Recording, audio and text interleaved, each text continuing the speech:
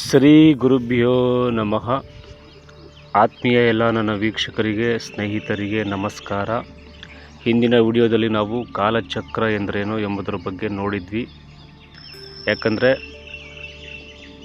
ಜ್ಯೋತಿಷ್ಯದಲ್ಲಿ basic foundation ತುಂಬ important ಆಗುತ್ತೆ. ಅದನ್ನು ತಿಳ್ಕೊಂಡ್ರೆ ನಿಮಗೆ ಜ್ಯೋತಿಷ್ಯ ಅನ್ನೋದು ಮುಂದೆ ತುಂಬ ಚೆನ್ನಾಗಿ ಅರ್ಥ ಆಗುತ್ತೆ, ಈಸಿ ಆಗುತ್ತೆ ಅನ್ನೋ ಕಾರಣಕ್ಕೆ ನಾನು ಎಲ್ಲ ರೀತಿಯ ವಿಷಯಗಳನ್ನು ನಿಮಗೆ ತಿಳಿಸುವಂಥ ಪ್ರಯತ್ನಗಳನ್ನು ಮಾಡ್ತಾಯಿದ್ದೀನಿ. ಎಲ್ಲರೂ ಸಹಕರಿಸಿ ಮತ್ತು ನನ್ನ ಯೂಟ್ಯೂಬ್ ಚಾನಲನ್ನು ಸಬ್ಸ್ಕ್ರೈಬ್ ಮಾಡ್ಕೊಳ್ಳಿ, ಬೆಲ್ ಐಕನನ್ನು ಕ್ಲಿಕ್ ಮಾಡಿ. ಮುಂದಿನ ಎಲ್ಲ ವಿಡಿಯೋಗಳು ನಿಮಗೆ ನೋಟಿಫಿಕೇಷನ್ ಬರುತ್ತೆ ಮತ್ತು ಅನೇಕ ವಿಷಯಗಳ ಬಗ್ಗೆ, ಜ್ಯೋತಿಷ್ಯದ ಬಗ್ಗೆ ಮುಂದಿನ ದಿನಗಳಲ್ಲಿ ಅನೇಕ ವಿಷಯಗಳ ಬಗ್ಗೆ ತಿಳಿಸ್ಕೊಡುವಂಥ ಪ್ರಯತ್ನವನ್ನು ನಾನು ಯಾವಾಗಲೂ ಮಾಡ್ತಾ ಇರ್ತೀನಿ. ಸೊ ಹಾಗಾಗಿ ಸ್ನೇಹಿತರೆ, ಬನ್ನಿ ಇವತ್ತು ನಾವು ಈ ದಿನ ಜ್ಯೋತಿಷ್ಯದ ಹೃದಯ ಎಂದು ಕರೆಯಬಹುದಾದ ಒಂದು ವಿಷಯವನ್ನು ತಿಳಿದುಕೊಳ್ಳೋಣ. ಅದೇ ಸತ್ವಗುಣ, ರಜಸ್ ಗುಣ ಮತ್ತು ತಾಮಸ್ ಗುಣ. ಇದ್ರ ಬಗ್ಗೆ ನಾನು ಹಿಂದೆ ಹೇಳಿದ್ದೆ ಸ್ವಲ್ಪ. ಸೊ ಇದು ಜಾತಕದಲ್ಲಿ ಈ ಮೂರು ಗುಣಗಳನ್ನು ಹೇಗೆ ನೋಡಬೇಕು, ಇದನ್ನು ಹೇಗೆ ಕನ್ಸಿಡರ್ ಮಾಡಬೇಕು, ಯಾವ ರೀತಿ ನೋಡಬೇಕು ಅನ್ನೋದ್ರ ಬಗ್ಗೆ ತಿಳಿದುಕೊಳ್ಳೋಣ. ಮತ್ತು ಈ ಗುಣಗಳ ಬಗ್ಗೆ ಭಗವದ್ಗೀತೆಯಲ್ಲಿ ಏನು ಹೇಳಿದ್ದಾರೆ, ಶ್ರೀಕೃಷ್ಣ ಪರಮಾತ್ಮ ಏನು ಹೇಳಿದ್ದಾರೆ ಅನ್ನೋದ್ರ ಬಗ್ಗೆ ತಿಳಿದುಕೊಳ್ಳೋಣ. ಮೊದಲನೇದಾಗಿ ನಾವು ಈ ಮೂರು ಗುಣಗಳು ಎಲ್ಲಿಂದ ಬಂದವು ಅಂತ ತಿಳ್ಕೋಬೇಕು. ಸೊ ಯಾವುದೇ ಕೆಲಸ ಮಾಡಬೇಕಂದ್ರೂ ಏನೇ ತಿಳ್ಕೋಬೇಕು ಅಂದರೆ ಅದರ ಹಿನ್ನೆಲೆ ಮತ್ತು ಮೂಲವನ್ನು ತಿಳ್ಕೊಳ್ಬೇಕು. ರೂಟ್ ಯಾವ ಥರ, ಎಲ್ಲಿಂದ ಬಂತು, ರೂಟ್ ಎಲ್ಲಿದೆ ಅನ್ನೋದನ್ನು ತಿಳ್ಕೊಂಡು ಆವಾಗ ನಮಗೆ ಸಂಪೂರ್ಣವಾಗಿ ಅದರ ಒಂದು ಸತ್ವ, ಅದರ ಒಂದು ಏನಿದೆ ಎಲ್ಲ ನಮಗೆ ಸ್ವಲ್ಪ ಅರ್ಥ ಆಗೋಕ್ಕೆ ಸ್ಟಾರ್ಟ್ ಆಗುತ್ತೆ. ಓಕೆ. ಸೊ ಹಾಗಾಗಿ ಇದು ಯಾವುದೋ ಒಂದು ಕಲ್ಪನೆಯ ಜ್ಯೋತಿಷ್ಯದಿಂದ ಆರಂಭವಾಗಿಲ್ಲ. ಇದು ಬಂದಿರೋವಂಥದ್ದು ಉಪನಿಷತ್ಗಳಿಂದ, ಒಂದು ಭಗವದ್ಗೀತೆಯಿಂದ, ಒಂದು ತತ್ವಶಾಸ್ತ್ರದಿಂದ ಇದು ಬಂದಿರೋವಂಥದ್ದು. ಓಕೆ. ಸುಮ್ಮನೆ ಏನೋ ಒಂದು ಬಂದಿಲ್ಲ ಇದು, ಈ ಗುಣಗಳು. ಇದು ಭಗವದ್ಗೀತೆಯಲ್ಲಿ ತುಂಬ ಚೆನ್ನಾಗಿ ಹೇಳಿದ್ದಾರೆ ಇದ್ರ ಬಗ್ಗೆ. ಅಧ್ಯಾಯ 14ರಲ್ಲಿದೆ, 17ರಲ್ಲಿದೆ, 18ರಲ್ಲೂ ಇದ್ರ ಬಗ್ಗೆ ಹೇಳಿದ್ದಾರೆ. ಓಕೆ. ಈ ಜಗತ್ತಿನಲ್ಲಿ ಇರುವ ಪ್ರತಿಯೊಂದು ವಸ್ತುವು ಈ ಮೂರು ಗುಣಗಳ ಮಿಶ್ರಣವಾಗಿದೆ ಅಂತ ಹೇಳ್ತಾರೆ. ಅಂದರೆ ಮನುಷ್ಯ, ಪ್ರಾಣಿ, ಮರ, ಗ್ರಹ, ರಾಶಿ, ಭಾವ ಎಲ್ಲವೂ ಈ ಗುಣಗಳಲ್ಲಿ ಒಳಗೊಂಡಿದೆ ಅಂತ ಹೇಳ್ಬೋದು. ಹಾಗಾದರೆ ಈ ಗುಣಗಳ ಒಂದು ಮೊದಲ ಸೂತ್ರವನ್ನು ನಾವು ನೋಡೋದಾದರೆ, ಇಲ್ಲಿ ಯಾವುದೋ ಒಂದು ಶುದ್ಧವಾಗಿ ಅಥವಾ ಪ್ಯೂರಿಟಿಯಾಗಿ ಎಲ್ಲ ಇದೆ ಅಂತ ಹೇಳೋಕ್ಕಾಗಲ್ಲ. ಎಲ್ಲವೂ ಒಂದು ಮಿಶ್ರಣವಾಗಿದೆ, ಎಲ್ಲವೂ ಮಿಕ್ಸ್ ಆಗಿರುವಂಥದ್ದು ಈ ಗುಣಗಳಲ್ಲಿ. ಓಕೆ. ಅದರಲ್ಲಿ ತಾಮಸ್ ಗುಣ ಮತ್ತು ರಜಸ್ ಗುಣ, ಸತ್ವಗುಣದಲ್ಲಿ ಎಲ್ಲವೂ ಪ್ರತಿಯೊಂದಕ್ಕೂ ಒಂದು ಮಿಕ್ಸ್ ಆಗಿ ನಾವು ನೋಡೋವಂಥದ್ದು. ಇದು ಯಾವುದೋ ಒಂದು ಪ್ಯೂರಿಟಿ ಇದೆ, ಇದು ತುಂಬ ಸಖತ್ತಾಗಿದೆ ಅಂತ ಒಬ್ಬರಲ್ಲಿ ನಾವು ಹೇಳೋಕ್ಕಾಗಲ್ಲ. ಸತ್ವಗುಣನೇ ಫುಲ್ ಇದೆ ಇವರಿಗೆ, ಸತ್ವಗುಣದಲ್ಲೇ ಪ್ಯೂರಿಟಿ ಇದೆ ಅಂತ ಹೇಳೋಕ್ಕಾಗಲ್ಲ ಇಲ್ಲಿ. ಸೊ ಅದನ್ನು ಅರ್ಥ ಮಾಡ್ಕೋಬೇಕು. ಮೊದಲು ಸತ್ವ ಎಂದರೇನು ಅಂತ ಅರ್ಥ ಮಾಡ್ಕೊಳ್ಳೋಣ. ಸತ್ವ ಎಂದರೆ ಅದು ಒಂದು ಜ್ಞಾನ, ಅದೊಂದು ಶಾಂತಿ, ಧರ್ಮ, ಸತ್ಯ ಮತ್ತು ಕರುಣೆ, ಸಮತೋಲನ ಮಾಡುವಂಥದ್ದು, ಅದೊಂದು ಲೈಟ್, ಬೆಳಕು, ದಾರಿ ತೋರಿಸೋಂಥದ್ದು ಅಂತ ಹೇಳುವಂಥದ್ದು. ಅಂದರೆ ನಿಮಗೆ ಸರಿಯಾದ ಮಾರ್ಗದರ್ಶನದಲ್ಲಿ ನಡೆಸುವಂಥವ್ರನ್ನ ಸತ್ವಗುಣ ಅಂತ ಹೇಳ್ತೀವಿ. ಅಂದರೆ ಸರಿಯಾದ ನಿರ್ಧಾರ ಮಾಡುವಂಥದ್ದು, ಉತ್ತಮ ಚಿಂತನೆಗಳನ್ನು ಕೊಡುವಂಥದ್ದು ಸಮಾಜಕ್ಕೆ, ಉತ್ತಮವಾದ ದಾರಿಗಳನ್ನು, ಉತ್ತಮವಾದ ಒಂದು ಮಾತುಗಳನ್ನು ಹೇಳುವಂಥದ್ದು ಸಮಾಜಕ್ಕೆ, ಮತ್ತು ಆತ್ಮಜ್ಞಾನವನ್ನು ಕೊಡುವಂಥದ್ದು, ದೇವರ ಮೇಲಿನ ಭಕ್ತಿಗಳನ್ನು, ಆತ್ಮ ಅವಲೋಕನಗಳನ್ನು, ನಿಸ್ವಾರ್ಥವಾಗಿ ಸೇವೆಗಳನ್ನು ಮಾಡುವಂಥದ್ದನ್ನು, ಬೆಳೆಯುವಂಥದ್ದನ್ನು ಇಲ್ಲಿ ಸತ್ವಗುಣಕ್ಕೆ ನಾವು ನೋಡ್ತೇವೆ. ಓಕೆ. ಸೊ ಇದು ಜಾತಕದಲ್ಲಿ ಸತ್ವ ಗುಣವನ್ನು ಹೇಗೆ ನೋಡಬೇಕು ಅಂತ ನಾವು ನೋಡೋದಾದರೆ, ಇಲ್ಲಿ ಜಾತಕದಲ್ಲಿ ಉದಾಹರಣೆಗೆ ಗುರು ಬಲವಾಗಿದ್ದರೆ, ಜಾತಕದಲ್ಲಿ ಗುರು ಹೇಗಿದ್ದಾನೆ ಅನ್ನೋದು ವೆರಿ ಇಂಪಾರ್ಟೆಂಟು. ಚಂದ್ರ ತುಂಬ ಚೆನ್ನಾಗಿದ್ದರೆ, ಚಂದ್ರಗ್ರಹ ಶುದ್ಧವಾಗಿ ಇದ್ದರೆ, ಪಂಚಮ ಮತ್ತು ನವಮ ಭಾವಗಳು ವೆರಿ ಇಂಪಾರ್ಟೆಂಟು. 5ನೇ ಮನೆ, 9ನೇ ಮನೆ ಭಾವಗಳು ತುಂಬ ಬಲವಾಗಿದ್ದರೆ, ಚೆನ್ನಾಗಿದ್ದರೆ, ಈ ಗುಣಗಳು ವ್ಯಕ್ತಿಯ ಮೇಲೆ ಜಾಸ್ತಿ ಇರುತ್ತೆ ಅಂತ ಹೇಳ್ತೀವಿ. ಲಗ್ನ ಚೆನ್ನಾಗಿರಬೇಕು, ಗುರುಗ್ರಹ, ಚಂದ್ರಗ್ರಹ ಮತ್ತು ಪಂಚಮ ನವಮ ಭಾವಗಳು ಜಾತಕದಲ್ಲಿ ಚೆನ್ನಾಗಿದ್ದರೆ ಸತ್ವಗುಣ ಹೆಚ್ಚಾಗಿ ಕಂಡುಬರುತ್ತೆ, ತುಂಬ ಚೆನ್ನಾಗಿ ಕಂಡುಬರುತ್ತೆ ಅಂತ ಹೇಳ್ತೀವಿ ವ್ಯಕ್ತಿಯಲ್ಲಿ. ಹೆಚ್ಚಿರುವಂತಹ ಸಾಧ್ಯತೆ ಇರುತ್ತೆ ಅಂತ. ಆದರೆ ಇದು ಒಂದೇ ನಿಯಮವಲ್ಲ, ಸಂಪೂರ್ಣವಾಗಿ ಜಾತಕವನ್ನು ಒಟ್ಟಾಗಿ ನೋಡಬೇಕು. ಇದು ಒಂದು ಯಾವುದೋ ಒಂದು ನಿಯಮ ತಗೊಂಡು ನಾವು ಜಾತಕಕ್ಕೆ ಅಪ್ಲೈ ಮಾಡೋದಲ್ಲ. ನಾನು ಹೇಳ್ದಂಗೆ ಇಲ್ಲಿ ಡಿವಿಷನಲ್ ಚಾರ್ಟಿಗೆ ಕೆಲವೊಂದೆಲ್ಲ ಅರ್ಥಗಳಿದ್ದಾವೆ. ಸೊ ಅಲ್ಲಿ ನೋಡಿದಾಗ ಮೇಯ್ನಾಗಿ ನವಾಂಶ ಕುಂಡಲಿಯಲ್ಲೂ ಸೊ ಈ ಗ್ರಹಗಳ ಬಲ ನೋಡಿ ನಾವು ಡಿಸೈಡ್ ಮಾಡಬೇಕಾಗುತ್ತೆ. ಮತ್ತು ಹಾಗೆ ಅದಕ್ಕೆ ತಕ್ಕಂತೆ ದಶಾಭುಕ್ತಿಗಳು ಸಪೋರ್ಟ್ ಮಾಡಬೇಕು. ಯಾಕಂದರೆ ಒಬ್ಬ ವ್ಯಕ್ತಿ ಒಂದೇ ಗುಣಗಳನ್ನು ಒಂದೇ ಕಾಲದಲ್ಲಿ ಹೊಂದಿರೋದಿಲ್ಲ. ಓಕೆ, ಒಂದು ಸಲ ತುಂಬ ರಜಸ್ ಗುಣದಲ್ಲಿರ್ತಾನೆ, ಒಂದೊಂದು ಸಲ ಸತ್ವಗುಣಕ್ಕೆ ಹೋಗ್ತಾನೆ.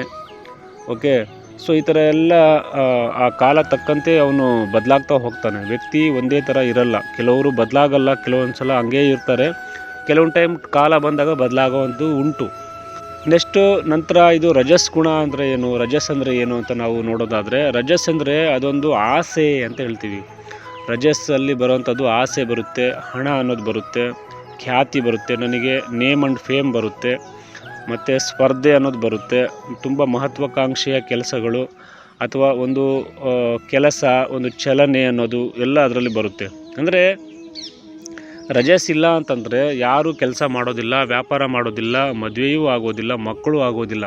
ಸೊ ಹಾಗಾಗಿ ರಜಸ್ ಅನ್ನೋದು ಕೆಟ್ಟದ್ದಲ್ಲ. ತುಂಬ ಜನ ರಜಸ್ ಗುಣ ಅಂತಂದರೆ ತುಂಬ ಒಂಥರ ನೋಡ್ತಾರೆ, ಕೆಲವರು ಹೇಳ್ತಾರೆ. ಬಟ್ ಆದರೆ ಅದು ಬೇಕಾಗುತ್ತೆ. ಓಕೆ, ಅದು ಬೆಳವಣಿಗೆಗೆ ಬೇಕು. ಯಾಕಂದರೆ ಮುಂದಿನ ಸಂತಾನೋತ್ಪತ್ತಿಗೆ ಬೇಕು. ಮುಂದಿನ ಒಂದು ಏನು ನಮ್ಮ ಜೀವನ, ನಮ್ಮ ವಂಶ ವೃಕ್ಷ ಅಥವಾ ಈ ಥರ ಏನಾದರೂ ಮುಂದೆ ಹೋಗಬೇಕು ಅಂತಂದರೆ ರಜಸ್ಸು ಬೇಕಾಗುತ್ತೆ. ಓಕೆ, ಸೊ ಅದನ್ನು ನಾವು ಯಾವ ರೀತಿ ತಗೋಬೇಕು ಅನ್ನೋದು ವೆರಿ ಇಂಪಾರ್ಟೆಂಟು. ಎಷ್ಟರ ಮಟ್ಟಿಗೆ ಅದು ಇರಬೇಕು ಅನ್ನೋದು ವೆರಿ ಇಂಪಾರ್ಟೆಂಟು. ಯಾವುದೂ ಹೆಚ್ಚಾಗಬಾರ್ದು. ಯಾಕೆಂದರೆ ಇಲ್ಲಿ ಏನು ಹೇಳ್ತೀವಿ, ಅಮೃತ ಹೆಚ್ಚಾದರೆ ಅದು ವಿಷವಾಗುತ್ತೆ ಅಂತ ಏನು ಹೇಳ್ತೀವಲ್ಲ, ಅದೇ ಥರನೇ ಅದೆಲ್ಲ ಒಂದು ಲೆವೆಲ್ ಇರುತ್ತೆ. ಎಷ್ಟು ಬೇಕೋ ಅಷ್ಟಿದ್ದರೆ ತುಂಬ ಒಳ್ಳೆಯದು, ಜಾಸ್ತಿ ಆದರೆ ಎಲ್ಲವೂ ಪ್ರಾಬ್ಲಮ್ಮೇ. ಸೊ ಇಲ್ಲಿ ಆ ಥರ ನೋಡ್ಕೋಬೇಕಾಗುತ್ತೆ. ಅಂದರೆ ಇಲ್ಲಿ ವೆರಿ ಇಂಪಾರ್ಟೆಂಟಾಗಿ ಇದನ್ನು ರಜಸ್ ಗುಣವನ್ನು ಜಾತಕದಲ್ಲಿ ನಾವು ನೋಡೋದಾದರೆ ಶುಕ್ರ ಗ್ರಹ, ಬುಧ ಗ್ರಹ ತುಂಬ ವೆರಿ ಇಂಪಾರ್ಟೆಂಟು. ಕೆಲವು ಸಂದರ್ಭಗಳಲ್ಲಿ ಸೂರ್ಯನೂ ತಗೊಳ್ತೀವಿ ಬಲವಾಗಿದ್ದರೆ. ಅಂದರೆ ಶುಕ್ರ ಬಲವಾಗಿದ್ದರೆ ಆಸೆ, ಆಕಾಂಕ್ಷೆ, ನಿಮ್ಮ ಕನಸುಗಳು ಎಲ್ಲ ಇದರಿಂದ ಈಡೇರುತ್ತೆ. ಅಂದರೆ ತುಂಬ ಚೆನ್ನಾಗಿ ಪ್ರೀತಿ, ಮೋಹ, ನಾವು ಏನು ಹೇಳ್ತೀವಿ, ವ್ಯಾಪಾರ ಆಗಿರ್ಬೋದು, ಮದುವೆ ಆಗಿರ್ಬೋದು. ಮದುವೆಗೆ ಕಾರಕ ಶುಕ್ರ, ವ್ಯಾಪಾರಕ್ಕೆ ಕಾರಕ ಬುಧ ಮತ್ತು ಶುಕ್ರ ಜಾತಕದಲ್ಲಿ ಚೆನ್ನಾಗಿತ್ತು ಅಂತಂದರೆ ಸೊ ಈ ರಜಸ್ ಗುಣವನ್ನು ಹೆಚ್ಚಾಗಿ ಹೊಂದಿರ್ತಾರೆ ಅಂತ ಹೇಳ್ತೀವಿ. ಹಾಗಾಗಿ ಅಂದರೆ ಇಲ್ಲಿ 11ನೇ ಮನೆ ವೆರಿ ಇಂಪಾರ್ಟೆಂಟ್ ಆಗುತ್ತೆ. 7ನೇ ಮನೆ ಮತ್ತು ಧನಸ್ಥಾನಗಳು ಬಲವಾಗಿದ್ದು ನವಾಂಶ ಮತ್ತು ಕೆಲವು ಭಾಗಗಳಲ್ಲಿ ವ್ಯಕ್ತಿ ಜಾತಕದಲ್ಲಿ ಈ ಥರ ಇತ್ತು ಅಂತಂದರೆ ಅವರು ರಜಸ್ ಗುಣವನ್ನು ಹೆಚ್ಚಾಗಿ ಹೊಂದಿರ್ತಾರೆ ಅಂತ ಇಲ್ಲಿ ಹೇಳ್ತೀವಿ. ಅಂದರೆ ವ್ಯಕ್ತಿ, ಉದ್ಯೋಗ, ವ್ಯಾಪಾರ, ಹಣ ಮತ್ತು ಸಮಾಜ ಇವುಗಳ ಕಡೆ ಹೆಚ್ಚು ಗಮನವನ್ನು ಕೊಡ್ತಾನೆ ರಜಸ್ ಗುಣ ಇದ್ದರೆ ಅಂತ ನಾವು ಹೇಳ್ಬೋದು. ಆಮೇಲೆ ನೆಕ್ಸ್ಟು ಬರೋವಂಥದ್ದು ತಮಸ್ ಗುಣ. ತಮಸ್ ಗುಣ ಅಂದರೆ ಏನು ಅಂತ ನಾವು ನೋಡೋದಾದರೆ, ತಮಸ್ ಗುಣ ಬಂದು ಬಹಳ ಜನ ಇದನ್ನು ತುಂಬ ಕೆಟ್ಟದಾಗಿ ನೋಡ್ತಾರೆ. ತಮಸ್ಸು ಅಂತ ಬಂದರೆ ತುಂಬ ಕೆಟ್ಟದ್ದು ಅಂತ ತುಂಬ ಭಾವಿಸೋದು ಉಂಟು. ಆದರೆ ಇದು ತಪ್ಪು. ಯಾಕೆ, ಇದರಲ್ಲಿ ಏನು ಅರ್ಥವನ್ನು ಮಾಡ್ಕೋಬೇಕಲ್ಲ. ಮುಂಚೆಗೆ ಸುಮ್ಮನೆ ತಪ್ಪು ಅಂದ್ಬಿಟ್ರೆ ಹೆಂಗಾಗುತ್ತೆ? ಇದರ ಮೂಲ ಏನು, ಹೇಗೆ ಬಂತು, ಯಾವ ಥರ ಇದನ್ನು ಹೇಗೆ ಪಾಸಿಟಿವ್ ಆಗಿ ತೊಗೋಬೋದು, ಎಷ್ಟೇ. ಯಾಕೆಂದರೆ ಇವಾಗ 8ನೇ ಮನೆನ ಎಲ್ಲರೂ 6ನೇ ಮನೆ 8ನೇ ಮನೆನ ತುಂಬ ನೆಗೆಟಿವ್ ಆಗಿ ಹೇಳ್ತಾರೆ. ತುಂಬ ಜನ ಕೆಟ್ಟದ್ದು ಅಂತ ಹೇಳ್ತಾರೆ. ಆದರೆ ಅದರಲ್ಲೂ ಪಾಸಿಟಿವ್ ಇದೆ. ಓಕೆ, ಅದನ್ನು ಅರ್ಥ ಮಾಡ್ಕೋಬೇಕು. ಕೆಲವರಿಗೆ 8ನೇ ಮನೆ 6ನೇ ಮನೆಯೇ ವರದಾನವಾಗಿ ಬರುತ್ತೆ. 8ನೇ ಮನೆ ಇದ್ರೇ ಲೈಫಲ್ಲಿ ಎಲ್ಲ ಅವರಿಗೆ ಚೆನ್ನಾಗಾಗಿರುತ್ತೆ. 8ನೇ ಮನೆ ಬಂದಿರೂ ಲೈಫಲ್ಲಿ ತುಂಬ ಚೆನ್ನಾಗಾಗ್ತಾರೆ.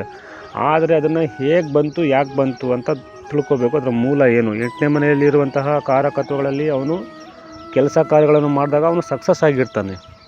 ಸೊ ಓಕೆ, ಸೊ ಅದಕ್ಕೋಸ್ಕರ ಯಾವುದನ್ನು ನಾವು ಡೈರೆಕ್ಟಾಗಿ ಅದು ಕೆಟ್ಟದ್ದು ಅಂತ ಹೇಳೋಕ್ಕಾಗಲ್ಲ. ಯಾವುದೇ ಜಾತಕದಲ್ಲಿ ಯಾವುದೇ ಗ್ರಹಗಳು ಒಳ್ಳೆಯದು ಅಲ್ಲ, ಕೆಟ್ಟದ್ದು ಅಲ್ಲ.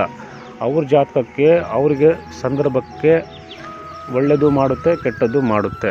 ಸೊ ಹಾಗಾಗಿ ತಮಸ್ ಗುಣ ಅಂತ ನಾವು ಬಂದಾಗ ಇದನ್ನು ಯಾವ ಥರ ಅಂತ ನೋಡಬೇಕು, ಅಥವಾ ತಮಸ್ ಅಂದರೆ ಏನು ಅಂತ ನಾವು ನೋಡೋದಾದರೆ, ತಮಸ್ ಅಂದರೆ ಸ್ಥಿರತೆ, ವಿಶ್ರಾಂತಿ, ನಿದ್ರೆ ಮತ್ತು ಒಂದು ಇನ್ನರ್ ಸ್ಟ್ರೆಂತ್ ಅಂತ ಹೇಳ್ತೀವಿ. ಇನ್ನರ್ ಅಂದರೆ ಏನು ಹೇಳ್ತೀವಿ, ಒಳಗಡೆ ಇರೋವಂಥದ್ದು. ಅಂದರೆ ಹೊರಮುಖ ಒಂದಿರುತ್ತೆ ವ್ಯಕ್ತಿಗೆ, ಒಳಮುಖ ಅಂತ ಒಂದಿರುತ್ತೆ. ಓಕೆ, ವ್ಯಕ್ತಿ ಹೊರಗಡೆ ಒಂಥರ ಇರ್ತಾರೆ, ಒಳಗಡೆ ಒಂಥರ ಇರ್ತಾನೆ. ಓಕೆ, ಅದನ್ನು ತಮಸ್ ಗುಣ ಅಂತ ಹೇಳ್ತೀವಿ. ಹೊರಗಡೆ ಚೆನ್ನಾಗಿದೆಯಪ್ಪ ಹಂಗೆ ಹಿಂಗೆ ಅಂತ ತುಂಬ ಚೆನ್ನಾಗಿ ಮಾತಾಡ್ತಾನೆ. ಒಳಗಡೆ ಅವನು ತುಂಬ ಅವನ ಬಗ್ಗೆ ಕೆಟ್ಟದಾಗಿ ಯೋಚನೆ ಮಾಡ್ತಾನೆ. ಅದನ್ನು ತಮಸ್ಸು ಗುಣ ಅಂತ ಹೇಳ್ತೀವಿ. ಸೊ ಇದು ಅತಿಯಾದಾಗ ತಮಸ್ಸು ಗುಣ ತುಂಬ ಅಜ್ಞಾನ ಬರುತ್ತೆ, ಭಯ ಬರುತ್ತೆ, ಆಲಸ್ಯ ಬರುತ್ತೆ, ಸೋಮಾರಿತನ ಬರುತ್ತೆ. ಇವುಗಳನ್ನು ಜಾಸ್ತಿ ಅವನ ಜಾತಕದಲ್ಲಿ ಈ ಥರ ಇದ್ದಾಗ, ಲಗ್ನ ವೀಕ್ ಆದಾಗ, ಸೊ ಓಕೆ, ಶನಿ ಗ್ರಹ ಜಾತಕದಲ್ಲಿ ಬಂದಾಗ ಮತ್ತು ಈ ಥರ ರಾತ್ರಿ ಟೈಮಲ್ಲಿ ತುಂಬ ಉಪಯೋಗ ಆಗುತ್ತೆ ಈ ತಮಸ್ಸು ಗುಣ ಅಂತ ಹೇಳ್ಬೋದು. ಸೊ ಈ ಥರ ಇದ್ದಾಗ ಅವನ ಜಾತಕದಲ್ಲಿ ಅದು ಹೆಚ್ಚಿರುತ್ತೆ ತಮಸ್ಸು ಗುಣ. ತಮಸ್ಸು ಗುಣ ಅಂತ ಏನು ಕರಿತೀವಿ ಅಥವಾ ತಾಮಸ ಗುಣದವರು ಹೆಚ್ಚಾಗಿ ರಾತ್ರಿಯನ್ನು ಇಷ್ಟಪಡ್ತಾರೆ ಮತ್ತು ನಿದ್ದೆಯನ್ನು ತುಂಬ ಇಷ್ಟಪಡ್ತಾರೆ ಅಂತ ಹೇಳ್ಬೋದು. ಈ ಗುಣ ಹೆಚ್ಚಾದಾಗ ಆಲಸ್ಯ ಎಲ್ಲ ಉಂಟಾಗುತ್ತೆ. ಮತ್ತು ಜಾತಕದಲ್ಲಿ ಶನಿ ಮತ್ತು ಕೇತು ಅಥವಾ ಲಗ್ನ ವೀಕ್ ಆದಾಗ ಈ ರೀತಿ ಆಲಸ್ಯಗಳನ್ನು ಮತ್ತು ಕೆಲವೊಂದು ಅಸಡ್ಡೆಗಳನ್ನು ಮಾಡೋದುಂಟು. ಈ ಮೂರು ಗುಣಗಳನ್ನು ಯಾವ ಥರ ನಾವು ಕಂಬೈನ್ ಮಾಡಿ ನೋಡಬೇಕು, ಯಾವ ಥರ ಅದನ್ನು ಉದಾಹರಣೆಯಾಗಿ ನಾವು ತಗೊಂಡಾಗ ಅದು ಇನ್ನೂ ಚೆನ್ನಾಗಿ ಅರ್ಥ ಆಗ್ಬೋದು ಅಂತ ನಾನು ಯೋಚನೆ ಮಾಡಿ ಇದನ್ನು ಹೇಳ್ತಾ ಇದ್ದೀನಿ. ಒಂದು ಉದಾಹರಣೆ ತಗೊಳ್ಳೋದಾದರೆ, ಒಬ್ಬ ವೈದ್ಯ, ಒಬ್ಬ ಡಾಕ್ಟ್ರು, ಅವನು ಸತ್ವಗುಣವನ್ನು ಹೊಂದಿರ್ತಾನೆ, ರೋಗಿಯ ಮೇಲೆ ಕರುಣೆಯನ್ನು ತೋರಿಸ್ತಾನೆ ಸತ್ವಗುಣ ಇದ್ದರೆ. ಅದೇ ಅವನು ರಜಸ್ ಗುಣವನ್ನು ಹೊಂದಿದರೆ, ಒಬ್ಬ ವೈದ್ಯ ಅಥವಾ ಡಾಕ್ಟ್ರು ರಜಸ್ ಗುಣ ಹೊಂದಿದರೆ ಚಿಕಿತ್ಸೆ ಮಾಡಲು ತುಂಬ ಪರಿಶ್ರಮವನ್ನು ತಗೊಳ್ಕೊಳ್ತಾನೆ, ತುಂಬ ಆಸೆಯನ್ನು ಪಡ್ತಾನೆ. ಬಿಲ್ ಕಟ್ಟಲಿ, ದುಡ್ಡು ಬರಲಿ, ನೋಡೋಣ ಅನ್ನೋ ಥರ ಆಸೆಗಳನ್ನು ಪಡ್ತಾನೆ. ಅದೇ ಅವನು ಸತ್ವಗುಣ ಇದ್ದರೆ ಅವನ ಮೇಲೆ ಕರುಣೆ ಪಟ್ಟು ಅವನಿಗೆ ಟ್ರೀಟ್ಮೆಂಟನ್ನು ಕೊಡುವಂತಹ ಸಾಧ್ಯತೆ ಇರುತ್ತೆ. ಅದೇ ತಮಸ್ ಗುಣವನ್ನು ಹೊಂದಿದರೆ ಅವನು ಸ್ಥಿರ ಮನಸ್ಸು, ಒತ್ತಡದಲ್ಲೂ ಅದನ್ನು ಸ್ವಲ್ಪ ಆಲಸ್ಯ ಮಾಡ್ತಾನೆ. ಸೊ ಈ ಮೂರು ಇದ್ದಾಗಲೇ ಒಳ್ಳೆಯ ವೈದ್ಯ ಆಗ್ತಾನೆ. ಸೊ ಆ ಕಾಲಕ್ಕೆ ಅವನು ಡೈವರ್ಟ್ ಆಗ್ತಾನೆ. ಸೊ ಹಾಗಾಗಿ ಯಾವುದು ಬರೀ ಸತ್ವಗುಣ ಇದ್ರೇ ಅದು ಒಳ್ಳೆಯದು ಅಥವಾ ಅದೇ ಇರಬೇಕು ಅಂತ ಏನಿಲ್ಲ. ಕೆಲವೊಂದು ಟೈಮಲ್ಲಿ ಕೆಲವೊಂದು ಇರಬೇಕು ಅಂತ ಇಲ್ಲಿ ನಾವು ಅರ್ಥ ಮಾಡ್ಕೋಬೇಕು. ಅದೇ ರೀತಿ ಒಂದು ಒಳ್ಳೆ ಜ್ಯೋತಿಷ್ಯಕ್ಕೂ ಇದು ಅನುಭವ ಆಗುತ್ತೆ. ಒಳ್ಳೆ ಜ್ಯೋತಿಷಿ, ಅಸ್ಟ್ರಾಲಜರ್ ಅಂತ ಏನು ಹೇಳ್ತೀವಿ, ಅವ್ರದ್ದಿಗೆ ನಾವು ತಗೊಂಡು ಹೋದರೆ ಸತ್ವಗುಣ ಇದ್ದರೆ ಸರಿಯಾದ ಸಲಹೆಗಳನ್ನು ಕೊಡ್ತಾನೆ, ಒಳ್ಳೆ ಜಾತಕ ವಿಶ್ಲೇಷಣೆ ಮಾಡ್ತಾನೆ, ಒಳ್ಳೆ ದಾರಿಯನ್ನು ತೋರಿಸ್ತಾನೆ. ಹಿಂಗಲ್ಲಪ್ಪ, ಹಿಂಗೆ ಹೋಗು, ನಿನಗೆ ಒಳ್ಳೆಯದಾಗುತ್ತೆ, ಪೂಜೆ, ಈ ಪರಿಹಾರ, ಅದಕ್ಕೆ ಇದಕ್ಕೆ ಹೋಮ, ಇಂಥವಕ್ಕೆಲ್ಲ ದುಡ್ಡು ಹಾಕ್ಬೇಡ, ನಿನ್ನ ಲೈಫಲ್ಲಿ ಚೆನ್ನಾಗಿದೆ, ಜಾತಕ ಚೆನ್ನಾಗಿದೆ, ವೆಯ್ಟ್ ಮಾಡು, ಕಾಲ ಬರುತ್ತೆ, ಸಿಂಪಲಾಗಿ ಈ ಥರ ಒಂದು ಟಿಪ್ಸ್ ಹೇಳ್ತೀನಿ, ಅದನ್ನು ಮಾಡ್ಕೋ ಅಂತ ಚೆನ್ನಾಗಿ ಅವರಿಗೆ ಸಲಹೆಗಳನ್ನು ಕೊಡ್ತಾರೆ ಸತ್ವಗುಣ ಇರೋವಂಥವ್ರು. ಅದೇ ರಜಸ್ ಗುಣ ಇರೋವಂಥವ್ರು ಏನು ಮಾಡ್ತಾರೆ ಅಂತಂದರೆ, ತುಂಬ ಅಧ್ಯಯನ ಮಾಡ್ತಾರೆ, ಸ್ವಲ್ಪ ಆಸೆಗಳನ್ನು ಪಡ್ತಾರೆ, ಎಕ್ಸ್ಪೆಕ್ಟೇಷನ್ ಮಾಡ್ತಾರೆ, ಎಲ್ಲ ಇರುತ್ತೆ. ತಮಸ್ ಗುಣ ಇದ್ದರೆ ಗಂಭೀರವಾಗಿ ಒಂದು ವಿಶ್ಲೇಷಣೆಯನ್ನು ತಗೊಂಡು ಹೋಗ್ತಾರೆ, ತುಂಬ ಸೀರಿಯಸ್ ಆಗಿ ಎಲ್ಲವನ್ನು ತುಂಬ ಆಳವಾಗಿ ಹೋಗ್ತಾರೆ ಅವರು ಸ್ವಲ್ಪ. ಓಕೆ, ಈ ಥರ ನಾವು ಉದಾಹರಣೆಗೆ ತಗೋಬೋದು. ಸೊ ಓಕೆ, ಇದೆಲ್ಲ ಸ್ವಲ್ಪ ಉದಾಹರಣೆ ನಾವು ನೋಡಿದ್ದೀವಿ. ಆದರೆ ಈಗ ಜಾತಕದಲ್ಲಿ ಇದನ್ನು ಹೇಗೆ ಬಳಸಬೇಕು ಅಂತ ಬಂದರೆ, ಕೇವಲ ಒಂದು ಗ್ರಹ ನೋಡಿ ನೀವು ಸಾತ್ವಿಕ ಗುಣ ಅಂತ ಹೇಳೋಕ್ಕಾಗಲ್ಲ. ಅದು ತುಂಬ ವಿಧಾನಗಳಿದ್ದಾವೆ, ತುಂಬ ಕಾಂಬಿನೇಷನ್ಗಳನ್ನು ನೋಡಿ ನಾವು ಇವರಿಗೆ ಸಾತ್ವಿಕ ಗುಣ ಅನ್ನೋದು ಹೆಚ್ಚಿದೆ ಅಂತ ಹೇಳ್ಬೋದು. ಸಾತ್ವಿಕ ಗುಣ ಕೆಲವರಲ್ಲಿ ಇರುತ್ತೆ, ಆದರೆ ಯಾವುದು ಜಾಸ್ತಿ ಇದೆ, ಯಾವುದು ಕಮ್ಮಿ ಇದೆ ಅನ್ನೋದು ಇಲ್ಲಿ ನೋಡ್ಕೋಬೇಕು. ಸೊ ಹಾಗಾಗಿ ಜಾತಕದಲ್ಲಿ ಈ ವಿಷಯಗಳನ್ನು ನೀವು ಗಮನಿಸಬೇಕಾಗುತ್ತೆ. ಜಾತಕದಲ್ಲಿ ಲಗ್ನಾಧಿಪತಿ ಚಂದ್ರ, ಗುರು, ಶುಕ್ರ ಮತ್ತು ನವಾಂಶ, ಪಂಚಮ ಭಾವ, ನವಮ ಭಾವ, ಗ್ರಹಗಳ ಪರಸ್ಪರ ಸಂಬಂಧ ಮತ್ತು ದಶೆ ವೆರಿ ಇಂಪಾರ್ಟೆಂಟ್. ಇಷ್ಟನ್ನು ನಾವು ಎಲ್ಲವನ್ನು ಒಟ್ಟಾಗಿ ನೋಡಿ ವ್ಯಕ್ತಿಯ ಪ್ರಮುಖ ಗುಣವನ್ನು ನಾವು ಒಂದು ಅಂದಾಜಿಸಿ ಹೇಳಬಹುದು. ಸತ್ವ ನಾವು ಹೆಚ್ಚಿಸ್ಕೋಬೇಕು, ಸತ್ವಗುಣ ಹೆಚ್ಚಾಗಿ ಬೆಳಿಬೇಕು ಅಂತ ಒಬ್ಬ ವ್ಯಕ್ತಿಯ ಜಾತಕದಲ್ಲಿ ಸತ್ವಗುಣ ಹೆಚ್ಚಿರಬೇಕು ಅಂತಂದರೆ ಅವನು ಧ್ಯಾನ, ಜಪ, ಸತ್ಯವಚನ, ಸಾತ್ವಿಕ ಆಹಾರ, ಉತ್ತಮವರ ಸಂಘ, ಉತ್ತಮ ಸ್ನೇಹಿತರ ಸಂಘ ಮಾಡಿದಾಗ ಸತ್ವಗುಣ ಅನ್ನೋದು ಹೆಚ್ಚಾಗುತ್ತೆ. ಅದೇ ರಜಸ್ ಗುಣವನ್ನು ಸಮತೋಲನಕ್ಕೆ ತಗೋಬೇಕು ಅಂತಂದರೆ ನಾವು ನಿಯಮಿತವಾದ ಕೆಲಸ, ಶ್ರಮ ಪಡಬೇಕು, ಸಮಯದ ಪರಿಪಾಲನೆ ಮಾಡಬೇಕು. ಅದೇ ತಮಸ್ ಗುಣವನ್ನು ನಾವು ಸಮತೋಲನಕ್ಕೆ ಒಂದು ತಗೋಬೇಕು ಅಥವಾ ಒಂದು ಈಕ್ವಾಲಿಟಿ ಅಂತ ಏನು ಹೇಳ್ತೀವಿ, ಒಂದು ಈಕ್ವಲ್ ಆಗಿರಬೇಕು ಲೈಫಲ್ಲಿ, ಯಾವುದು ಜಾಸ್ತಿ ಆಗಬಾರ್ದು, ಯಾವುದು ಕಮ್ಮಿ ಆಗಬಾರ್ದು ಅಂತ ನಾವು ತಗೊಳ್ಳೋದಾದರೆ ಒಂದು ಸರಿಯಾದ ನಿದ್ರೆ ಮಾಡಬೇಕು, ವ್ಯಾಯಾಮ ಮಾಡಬೇಕು ಮತ್ತು ಆಲಸ್ಯದಲ್ಲಿ ನಿಯಂತ್ರಣ ಇರಬೇಕು. ಸೊ ಆವಾಗ ತಮಸ್ ಗುಣ ಅನ್ನೋದು ಒಂದು ಲೆವೆಲ್ಲಿಗೆ ಸಮತೋಲನವಾಗಿ ಇರುತ್ತೆ ಅಂತ ಹೇಳ್ಬೋದು. ಓಕೆ, ಸೊ ಹಾಗಾಗಿ ಇದು ಭಗವದ್ಗೀತೆಯಲ್ಲೂ ಸುಮಾರು ಅಧ್ಯಾಯದಲ್ಲಿ ಹೇಳಿದ್ದಾರೆ, ಒಂದು 3-4 ಅಧ್ಯಾಯದಲ್ಲಿ ಹೇಳಿದ್ದಾರೆ. ಅಂದರೆ ಈ ಅಧ್ಯಾಯ 2ರಲ್ಲಿ ನಾವು ನೋಡಿದಾಗ ಸ್ಥಿತಪ್ರಜ್ಞೆಯ ಲಕ್ಷಣಗಳ ಬಗ್ಗೆ, ಅಲ್ಲಿ ಸತ್ವದ ಬಗ್ಗೆ, ಸತ್ವದ ಪರಿಣಾಮವನ್ನು ಅರ್ಥ ಮಾಡಿಕೊಳ್ಳಲು ಅಲ್ಲಿ ಹೇಳಿದ್ದಾರೆ ಅಧ್ಯಾಯ 2ರಲ್ಲಿ. ಅಧ್ಯಾಯ 3ರಲ್ಲಿ ಕರ್ಮಯೋಗ, ರಜಸ್ನ ಪಾತ್ರ ಎಂಥದ್ದು ಅಂತ ಅಲ್ಲಿ ಸಹ ವಿಶ್ಲೇಷಣೆ ಇದೆ. ಸೊ ನಾವು ಅಧ್ಯಾಯ 17ಕ್ಕೆ ಹೋದರೆ ಅಲ್ಲಿ ಆಹಾರದ ಬಗ್ಗೆ, ಯಜ್ಞ, ದಾನ, ತಪಸ್ಸು ಇವುಗಳನ್ನು ಸಾತ್ವಿಕ, ರಾಜಸಿಕ, ತಾಮಸಿಕ ಎಂದು ಅಲ್ಲಿ ಒಂದು ಡಿವೈಡ್ ಮಾಡ್ತಾರೆ, ಅಂದರೆ ಡಿವಿಷನ್ ಮಾಡ್ತಾರೆ, ವರ್ಗೀಕರಣ ಅನ್ನೋದು ಮಾಡ್ತಾರೆ ಅಲ್ಲಿ. ಸೊ ಅದನ್ನು ನಾವು ಅಲ್ಲಿ ನೋಡ್ಬೋದು. ಸೊ ಇಲ್ಲಿ ಅಧ್ಯಾಯ 18ರಲ್ಲಿ ಬಂದಾಗ ಅಲ್ಲಿ ಜ್ಞಾನದ ಬಗ್ಗೆ, ಕರ್ಮ, ಬುದ್ಧಿ ಮತ್ತು ಸುಖದ ಬಗ್ಗೆ, ಇವುಗಳೆಲ್ಲ ಬಗ್ಗೆ 3 ಗುಣಗಳಲ್ಲಿ ಆಧಾರದಲ್ಲಿ ಹೇಗೆ ವಿವರಿಸೋದು ಅಂತ ಅಲ್ಲಿ ಚೆನ್ನಾಗಿ ವಿವರಿಸಿದ್ದಾರೆ. ಸೊ ನಿಮಗೆ ಇಂಟ್ರೆಸ್ಟ್ ಇದ್ದರೆ ಭಗವದ್ಗೀತೆಯಲ್ಲಿ ಓದಿದರೆ ಸೊ ಈ ಗುಣಗಳ ಬಗ್ಗೆ ಅಲ್ಲಿ ವಿವರಿಸಿದ್ದಾರೆ. ಸೊ ಹಾಗಾಗಿ ಇದರ ಮೂಲ ತತ್ವವನ್ನು ನಾವು ಅಲ್ಲಿ ಅರ್ಥ ಮಾಡ್ಕೋಬೇಕಾಗುತ್ತೆ. ಸೊ ಹಾಗಾಗಿ ಇಲ್ಲಿ ನಾನು ಸಿಂಪಲಾಗಿ ಭಗವದ್ಗೀತೆನ ಅರ್ಥ ಮಾಡಿಕೊಂಡು ನಾನು ಹೇಳೋದಾದರೆ ಇದ್ರ ಬಗ್ಗೆ ಯಾವ ರೀತಿ ಇದನ್ನು ತಗೋಬೇಕು, ಯಾವ ಥರ ಅರ್ಥ ಮಾಡಿಕೊಂಡು ನಾನು ನಿಮಗೆ ಹೇಳೋದಾದರೆ ಹೇಗಿದೆ ಅಂತಂದರೆ, ಭಗವದ್ಗೀತೆಯಲ್ಲಿ ಶ್ರೀಕೃಷ್ಣ ಅರ್ಜುನನಿಗೆ ಏನು ಹೇಳ್ತಾರೆ ಅಂದರೆ, ಈ 3 ಗುಣಗಳನ್ನು ಪ್ರಕೃತಿಯಿಂದ ಹುಟ್ಟಿವೆ, ಆತ್ಮವು ಶುದ್ಧವಾದರೂ ದೇಹದ ಮೂಲಕ ಈ ಗುಣಗಳಿಗೆ ಬದ್ಧವಾಗುತ್ತೆ ಅಂತ ಅಲ್ಲಿ ಒಂದು ಅತ್ಯಂತ ಆಳವಾದ ಒಂದು ತತ್ವದಲ್ಲಿ ಅವರು ಹೇಳಿರೋಂಥದ್ದು ಅಲ್ಲಿ ನಾವು ಕಾಣ್ತೇವೆ. ಸೊ ಯಾಕಂದರೆ ಆತ್ಮಕ್ಕೆ ಸತ್ವ ಆಗಲಿ, ರಜಸ್ಸಾಗಲಿ, ತಾಮಸ್ಸಾಗಲಿ ಅನ್ನೋದು ಇಲ್ಲ. ಆದರೆ ಮನಸ್ಸು, ಬುದ್ಧಿ, ಇಂದ್ರಿಯಗಳು, ದೇಹ ಇವು ಪ್ರಕೃತಿಯ ಭಾಗವಾಗಿರೋದ್ರಿಂದ 3 ಗುಣಗಳ ಪ್ರಭಾವಕ್ಕೆ ಅದು ಒಳಪಡ್ತತೆ ಅಂತ ಅಲ್ಲಿ ಅವರು ಹೇಳ್ತಾರೆ.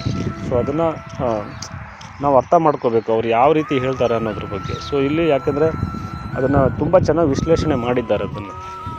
ಓಕೆ, ಇದು ಜ್ಯೋತಿಷ್ಯದಲ್ಲೂ ಈ ತತ್ವವನ್ನು ನಾವು ಅನುಸರಿಸಿದರೆ, ಸೊ ಅದನ್ನು ನಾವು ಅಪ್ಲೈ ಮಾಡಿಕೊಂಡ್ರೆ ತುಂಬ ಚೆನ್ನಾಗಿ ಲೈಫಲ್ಲಿ ಅದು ಚೆನ್ನಾಗಿರುತ್ತೆ ಅಂತ ಹೇಳ್ಬೋದು. ಅದೇ ರೀತಿಯಲ್ಲಿ ಸತ್ವದ ಬಗ್ಗೆ ನಾವು ಇಲ್ಲಿ ಕೃಷ್ಣ ಹೇಳಿರೋಂಥದ್ದು ಏನಪ್ಪ ಅಂತಂದರೆ, ಸತ್ವ ಅಂದರೆ ಶ್ರೀಕೃಷ್ಣನ ಪ್ರಕಾರ ಅಥವಾ ಮತ್ತು ಭಗವದ್ಗೀತೆ ಪ್ರಕಾರ ಅಂತಂದರೆ, ಸೊ ಸತ್ವ ಅಂದರೆ ಅವರು ಹೇಳೋಂಥದ್ದು ಜ್ಞಾನವನ್ನು ನೀಡುವುದು, ಸುಖವನ್ನು ನೀಡುವುದು, ನಿರ್ಮಲವಾದ ಒಂದು ವಿಷಯವನ್ನು ಹಂಚುವುದು ಅಥವಾ ನಿರ್ಮಲ ಅಂತ ಹೇಳ್ತಾರೆ, ಮತ್ತು ಒಂದು ಪ್ರಕಾಶಕ ಅಂತಲೂ ಹೇಳ್ತಾರಲ್ಲಿ. ಹಾಗಾಗಿ ಇದು ಯಾಕೆಂದರೆ ಇದು ಸೂಕ್ಷ್ಮವಾಗಿ ಇರುವಂತಹ ವಿಷಯಗಳು, ತುಂಬ ಸೂಕ್ಷ್ಮ. ಓಕೆ, ನಾವು ತುಂಬ ಚೆನ್ನಾಗಿ ಅರ್ಥ ಮಾಡ್ಕೋಬೇಕು. ಯಾಕೆಂದರೆ ಇದು ತುಂಬಾ ಒಂದು ಸ್ಪಿರಿಚುವಲ್ ಸಬ್ಜೆಕ್ಟ್ ಆಗುತ್ತೆ ಇದು. ಸೊ ಈ ಗುಣಗಳ ಬಗ್ಗೆ ಹೋದರೆ ಸೊ ಇದು ಸ್ಪಿರಿಚುವಲ್ ಆಗಿರೋದ್ರಿಂದ ಸೊ ಅಲ್ಲಿ ಚೆನ್ನಾಗಿ ಅವ್ರು ಹೇಳ್ತಾರೆ. ಯಾಕೆಂದರೆ ಅಲ್ಲಿ ಆತ್ಮ ಅನ್ನೋದು ಬರುತ್ತೆ. ಸೊ ಇಲ್ಲಿ ಆತ್ಮ ಸತ್ಯ, ಯಾಕಂದರೆ ಆತ್ಮಕ್ಕೆ ಇದು ಯಾವುದು ಅನ್ವಯಿಸೋದಿಲ್ಲ ಅಂತ ಹೇಳ್ತಾರೆ. ಯಾಕೆಂದರೆ ಸತ್ವವು ಆತ್ಮವನ್ನು ಬಂಧಿಸುತ್ತೆ ಅಂತ ಹೇಳುತ್ತೆ. ಯಾಕಂದರೆ ಅದು ಹೇಗಪ್ಪ ಅಂತಂದರೆ, ನಾನು ಒಳ್ಳೆಯವನು, ನಾನು ಜ್ಞಾನಿ ಎಂಬ ಒಂದು ಸೂಕ್ಷ್ಮ ಅಹಂಕಾರದಿಂದ ಈ ಸತ್ವವು ಅಂತಿಮ ಗುರಿಯನ್ನು ತಲುಪೋದಿಲ್ಲ ಅಂತ ಹೇಳ್ತಾರೆ. ಸೊ ಅದಕ್ಕೋಸ್ಕರನೇ ಇಲ್ಲಿ ರಜಸ್ ಬಗ್ಗೆ ಅವರು ಹೇಳೋದಾದರೆ, ಭಗವದ್ಗೀತೆಯಲ್ಲಿ ನಾವು ನೋಡೋದಾದರೆ, ಇದು ರಜಸ್ ಅನ್ನೋದು ಆಸೆಯಿಂದ ಹುಟ್ಟುತ್ತೆ, ಸಾಧನೆಗೆ ಪ್ರೇರೇಪಿಸುತ್ತೆ, ಫಲದ ಮೇಲೆ ಆಸಕ್ತಿ ತುಂಬ ಅವರಿಗೆ ಕ್ರಿಯೇಟ್ ಮಾಡುತ್ತೆ, ಫಲದ ಮೇಲೆ ಆಸಕ್ತಿಯನ್ನು ಉಂಟು ಮಾಡುತ್ತೆ ಮತ್ತು ಕ್ರಿಯೇಟ್ ಮಾಡುತ್ತೆ, ಮತ್ತು ಯಾವುದೇ ಕಾರ್ಯಗಳಲ್ಲಿ ತೊಡಗಿಸುವಂತಹ ಕೆಲಸಗಳನ್ನು ಅದು ಮಾಡಿಸುತ್ತೆ. ಮತ್ತು ಈ ರಜಸ್ ಇರುವವನು ಏನು ಮಾಡ್ತಾನಪ್ಪ ಅಂತಂದರೆ, ಹಣ ಸಂಪಾದನೆ ಮಾಡೋ ಕಡೆ ಫೋಕಸ್ ಮಾಡ್ತಾನೆ, ಹೆಸರನ್ನು ಬಯಸ್ತಾನೆ, ಪ್ರಖ್ಯಾತಿಯನ್ನು ಬಯಸ್ತಾನೆ, ಮತ್ತು ಕಾಂಪಿಟೇಷನ್ ಜಾಸ್ತಿ ಇರುತ್ತೆ, ಅವನಿಗೆ ತುಂಬ ಕಾಂಪಿಟೇಷನ್ ಇರ್ತದೆ. ಮತ್ತು ಕೆಲಸಗಳಲ್ಲಿ ಮಾಡುವಂಥದ್ರಲ್ಲಿ ನಿರಂತರವಾಗಿ ಅವನು ಯೋಚನೆ ಮಾಡ್ತಾನೆ. ಅಂದರೆ ಇವರಿಗೆ ಶಾಂತಿ ಅನ್ನೋದು ಕಡಿಮೆ ಇರುತ್ತೆ. ರಜಸ್ ಗುಣ ಇರೋರಿಗೆ ಯಾವಾಗಲೂ ಮನಿ ಮೈಂಡೆಡ್ ಆಗಿರ್ತಾರೆ. ಅದೇ ತಮಸ್ ಬಗ್ಗೆ ಭಗವದ್ಗೀತೆಯಲ್ಲಿ ನಾವು ನೋಡೋದಾದರೆ, ಸೊ ಅಲ್ಲಿ ಯಾವ ರೀತಿ ಇದನ್ನು ಡಿವೈಡ್ ಮಾಡಿ ಹೇಳಿದ್ದಾರೆ ಅಂದರೆ, ಇದು ಒಂದು ಅಜ್ಞಾನದಿಂದ ಹುಟ್ಟುತ್ತೆ ತಮಸ್ ಗುಣ ಅಂತ ಹೇಳ್ತಾರೆ. ಅಂದರೆ ಆಲಸ್ಯವನ್ನು ಉಂಟು ಮಾಡುತ್ತೆ, ನಿದ್ರೆ ಜಾಸ್ತಿ ಮಾಡುತ್ತೆ, ಮೋಹ ಉಂಟು ಮಾಡುತ್ತೆ, ಸರಿಯಾದ ನಿರ್ಧಾರ ತೆಗೆದುಕೊಳ್ಳಲು ಅಡ್ಡಿಯಾಗುತ್ತೆ. ಓಕೆ, ಇದೆಲ್ಲ ಅಲ್ಲಿ ಹೇಳ್ತಾರೆ. ಸೊ ಅದಕ್ಕೋಸ್ಕರ ಈ ಭಗವದ್ಗೀತೆಯಲ್ಲಿ ತಮಸ್ಸನ್ನು ಕೇವಲ ಕೆಟ್ಟದು ಅಂತ ಅಲ್ಲಿ ಹೇಳಿಲ್ಲ, ಅತಿಯಾದ ಅಲ್ಲೂ ಸಹ ಈ ಭಗವದ್ಗೀತೆಯಲ್ಲಿ ತಮಸ್ಸಾಗಲಿ ಈ ರಜಸ್ಸಾಗಲಿನ ಕೆಟ್ಟದು ಅಂತ ಹೇಳಿಲ್ಲ. ಬಟ್ ಅತಿಯಾದರೆ ಸಮಸ್ಯೆ ತಂದು ಕೊಡುತ್ತೆ ಅನ್ನೋದನ್ನು ಅಲ್ಲೂ ಸಹ ಹೇಳಿದ್ದಾರೆ. ಆದರೆ ಇಲ್ಲಿ ಭಗವದ್ಗೀತೆ ಪ್ರಕಾರ ಅತ್ಯಂತ ದೊಡ್ಡ ತತ್ವ ಏನಪ್ಪ ಗೀತೆ ಪ್ರಕಾರ ಅಂತ ನಾವು ನೋಡೋದಾದರೆ, ಈ 3 ತತ್ವಗಳು ಬದಲಾವಣೆ ಹೇಗಾಗುತ್ತೆ ಅಂತಂದರೆ, ಬೆಳಿಗ್ಗೆ ಟೈಮಲ್ಲಿ ಸ್ವಲ್ಪ ಸತ್ವಗುಣ ಹೆಚ್ಚಾಗಿರುತ್ತೆ, ಮಧ್ಯಾಹ್ನದಲ್ಲಿ ಸ್ವಲ್ಪ ರಜಸ್ ಹೆಚ್ಚಿರ್ಬೋದು, ರಾತ್ರಿಯಲ್ಲಿ ತಮಸ್ ಹೆಚ್ಚಿರ್ಬೋದು. ಆದ್ದರಿಂದ ಒಬ್ಬ ವ್ಯಕ್ತಿಯನ್ನು ಇವನು ಸಾತ್ವಿಕ ಎಂದು ಶಾಶ್ವತವಾಗಿ ಕರೆಯುವುದು ಸರಿಯಾದ ನಿರ್ಧಾರವಲ್ಲ ಅಥವಾ ಸರಿಯಾದ ಗುಣ ಅಲ್ಲ. ಯಾವ ಗುಣ ಯಾವ ಸಮಯದಲ್ಲಿ ಯಾವ ರೀತಿ ಇರುತ್ತೆ ಅನ್ನೋದನ್ನು ಅರ್ಥ ಮಾಡ್ಕೊಳ್ಬೇಕು. ಸೊ ಇದು ಅರ್ಥ ಮಾಡ್ಕೊಳ್ಳೋದಕ್ಕೆ ಮಾತ್ರ. ಅದಕ್ಕೆ ಇದು ಜ್ಯೋತಿಷ್ಯಕ್ಕೆ ಹೇಗೆ ಸಂಬಂಧ ಕೊಡುತ್ತೆ ಅಂತಂದರೆ, ಜ್ಯೋತಿಷ್ಯದಲ್ಲಿ ಹೇಳುವಂಥದ್ದು ಜನನ ಸಮಯದಲ್ಲಿ ಯಾವ ಗ್ರಹಗಳು ಬಲವಾಗಿದ್ದವು, ಯಾವ ಭಾವಗಳು ಬಲವಾಗಿದ್ದವು, ಯಾವ ದಶೆ ನಡೆಯುತ್ತಿದೆ ಅನ್ನೋದು ವೆರಿ ಇಂಪಾರ್ಟೆಂಟು. ಜ್ಯೋತಿಷ್ಯದಲ್ಲಿ ಇದನ್ನು ನಾವು ಯಾವ ರೀತಿ ತಗೊಂಡು ಹೋಗಬೇಕು ಅನ್ನೋದು ವೆರಿ ಇಂಪಾರ್ಟೆಂಟ್ ಆಗುತ್ತೆ. ಸೊ ಹಾಗಾಗಿ ಜ್ಯೋತಿಷ್ಯಕ್ಕೆ ನಾವು ಇದನ್ನು ಅಪ್ಲೈ ಮಾಡಿದಾಗ, ಸೊ ಅದೇ ರೀತಿಯಲ್ಲಿ ಲಗ್ನ ವೀಕ್ ಆಯಿತು ಅಂತಂತಂದರೆ, ಲಗ್ನಾಧಿಪತಿ ಲಗ್ನ ವೀಕ್ ಆಯಿತು, ಚಂದ್ರ ವೀಕ್ ಆಯಿತು ಅಂತಂದರೆ, ಸೊ ಅಲ್ಲಿ ಆ ಗುಣಗಳು ವೇರಿಯೇಷನ್ ತುಂಬ ಜಾಸ್ತಿ ಆಗಿಬಿಡುತ್ತೆ. ಸೊ ಹಾಗಾಗಿ ಇದ್ರ ಬಗ್ಗೆ ತುಂಬ ಚೆನ್ನಾಗಿ ಭಗವದ್ಗೀತೆಯಲ್ಲಿ ಹೇಳಿದ್ದಾರೆ. ನೀವು ಇನ್ನೂ ಹೆಚ್ಚಾಗಿ ಅದರಲ್ಲಿ ಓದಿದ್ರೆ ನಿಮಗೆ ಇನ್ನೂ ಸಿಗುತ್ತೆ. ಓಕೆ, ಜ್ಯೋತಿಷ್ಯದಲ್ಲಿ ಗ್ರಹಗಳನ್ನು ಅರ್ಥ ಮಾಡಿಕೊಳ್ಳಲು ಮೊದಲು ಗೀತೆಯಲ್ಲಿ ಹೇಳಿರುವ 3 ಗುಣಗಳನ್ನು ಅರ್ಥ ಮಾಡಿಕೊಳ್ಳಿ ಅಂತ ಹೇಳೋದಕ್ಕೆ ನಾನು ಇಷ್ಟಪಡ್ತೇನೆ.